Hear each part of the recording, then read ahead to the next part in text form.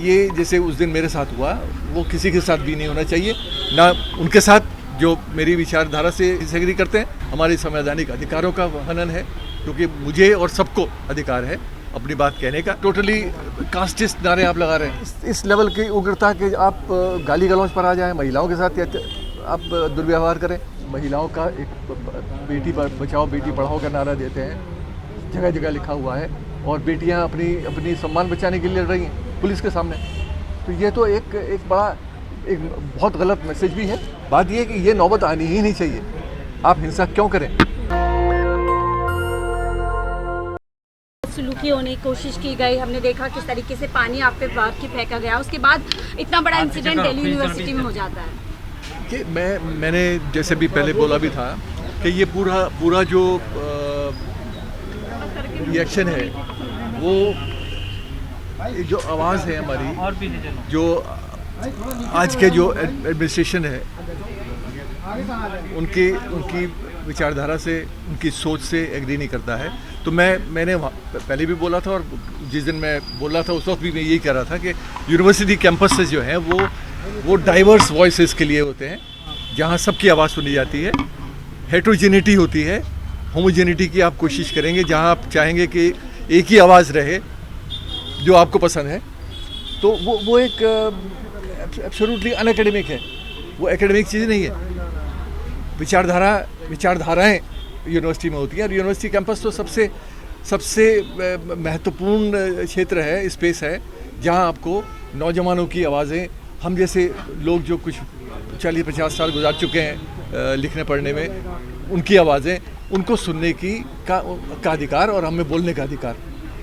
ये जो कोशिश है, ये जैसे उस दिन मेरे साथ हुआ वो किसी के साथ भी नहीं होना चाहिए, ना उनके साथ जो मेरी विचारधारा से डिसएग्री करते हैं, और ना हम जैसे लोग जो हम बोलने जाते हैं। बात यह है कि आप अगर डिसएग्री करते हैं तो आप उसको व्यक्त कीजिए उसी तरह से जैसे हम कर रहे हैं। आप उसको आप बोलिए कि हम काउंटर करते हैं, आप लिखें उसके ख़िलाफ़।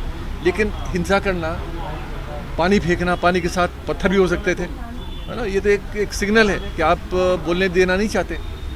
तो मैं यही कहूँगा कि ये चीज़ें हमारे हिंदुस्तान के लिए, हमारे डेमोक्रेटिक सेटअप के लिए, हमारे संवैधानिक अधिकारों का हनन है, क्योंकि मुझे और सबको अधिकार है अपनी बात कहने का। और मैं तो नहीं चाहता हूँ कि कोई ना बोले, हम सबको सुनते हैं, और जब मैं बोलता हूँ तो मुझे भी बोलने का और लोगों को सुनने का अधिकार होना चाहिए। सर, जब भी यूजीसी एंटी यूजीसी प्रोटेस्ट हुए, हमने देखा कहीं पर कोई घटना नहीं हुई। जब से प्रो यूजीसी प्रोटेस्ट हो रहे हैं, आवाज़ उठ रही है, लगातार इस तरीके की घटनाएं सामने आ रही हैं। हाँ, अब वही है ना कि आप समता की आप बात करते हैं। अब जैसे जो ये एक्ट भी आया है, यूजीसी एक्ट, वो बहुत डाइल्यूटेड एक्ट है।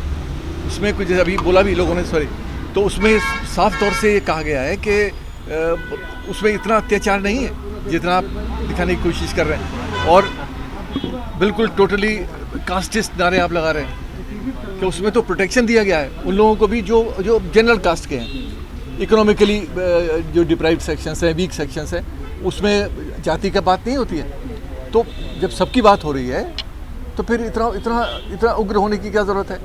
और इस लेवल की उग्रता के आप गाली गलौज पर आ जाएं, महिलाओं के साथ आप दुर्व्यवहार करें, तो ये मुझे नहीं लगता कि हमारे संवैधानिक जो हमारा देश है, जो संविधान पे चलता है, उसमें इस तरह की बातें होनी चाहिए। सर, डीयू प्रशासन ने कुछ कहा जिस तरह से डीयू प्रशासन ने जिस दिन ये हिंसा हुई उस दिन कुछ नहीं बोला, और उसके बाद जब यूजीसी में हिंसा होती है उसके बाद वाइस चांसलर का स्टेटमेंट आता है। मैंने देखा नहीं, लोगों ने कहा है कि हिंसा की कोई जगह नहीं है। हिंसा की जगह नहीं है तो 2 दिन पहले भी बोलना चाहिए था। तो बात यह है कि ये सब चीज़ें जो कही जा रही हैं, ये बड़ी बहुत ही कहना चाहिए कि एक सिंबॉलिक है। एक्शन उन पर नहीं है, एक्शन होना चाहिए। और जैसा भी आप सुन रहे थे कि यूनिवर्सिटी स्पेसेस छात्रों के लिए ख़त्म होती जा रही हैं। कैंपस के बाहर गेट पर हम जैसे लोगों को बोलना पड़ता है। मैं तो वहाँ पर एक उनके गेस्ट की तरह गया हूँ। जो यूनिवर्सिटी के स्टूडेंट्स हैं, बोनाफाइड स्टूडेंट्स जो वहाँ पढ़ते हैं, वो गेट पर अपनी बात रखने पर मजबूर हो रहे हैं। उनको एक हॉल भी नहीं दिया जाता। तो ये सब चीज़ें जो हैं, ये अधिकारों से वंचित करती हैं स्टूडेंट्स को, जो वहाँ के बोनाफाइड स्टूडेंट्स हैं। तो ये सब चीज़ें नहीं होनी चाहिए। और कोशिश यही होनी चाहिए कि स्टूडेंट्स को वो अधिकार मिले जो उनके अधिकार हैं, जो उनके संविधान अधिकार देता है। सर, थाने कुछ के लोग अंदर जो लड़कियों को गाली दिया जाता है हाँ, उस पे तो क्या फिर कहेंगे? और हजारे- पुलिस वहीं रहती है, कोई कार्रवाई नहीं करती। यही तो आज का जो हमारा माहौल है, उस माहौल का ये एक प्रतिबिंब है कि आप महिलाओं का एक बेटी बचाओ बेटी पढ़ाओ का नारा देते हैं, जगह जगह लिखा हुआ है, और बेटियां अपनी सम्मान बचाने के लिए लड़ रही हैं पुलिस के सामने। तो ये तो एक बहुत गलत मैसेज भी है पूरी दुनिया के लिए, सिर्फ हिंदुस्तान के लिए नहीं है, क्योंकि हमारा ये मीडिया से जो है वो पूरा दुनिया कनेक्टेड है, सब लोग सुनते हैं पढ़ते हैं। तो इससे हमें शर्म भी आनी चाहिए कि हम किस तरह का व्यवहार कर रहे हैं। वो स्टेट की सुन जा रहा है, स्टेट कर क्या रहा है? स्टेट देखता है क्योंकि स्टेट को लगता है कि ये सूट करता है उनको।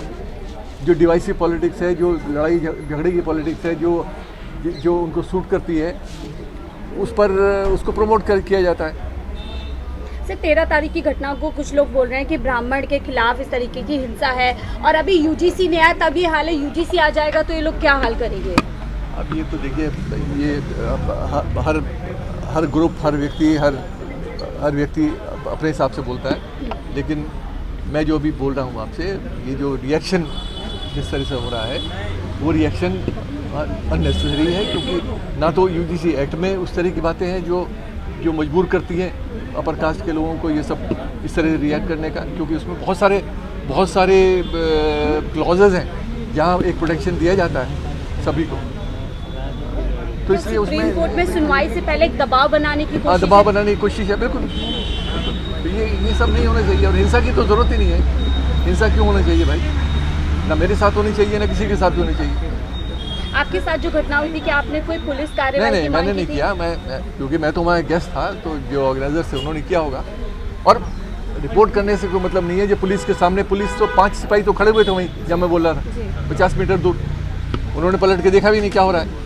तो इसलिए वो उसका कोई मतलब नहीं है। बात ये है कि ये नौबत आनी ही नहीं चाहिए। आप हिंसा क्यों करें? शुक्रिया। दस्तक की आपसे गुजारिश है कि अगर इसको बचाना चाहते हैं तो नेशनल दस्तक को सब्सक्राइब करने के लिए रेड कलर के सब्सक्राइब बटन को दबाएं, फिर बेल आइकन की घंटी दबाएं। नेशनल दस्तक को बचाने के लिए बहुत जरूरी है कि हर खबर को शेयर करें, लाइक करें, कमेंट जरूर करें।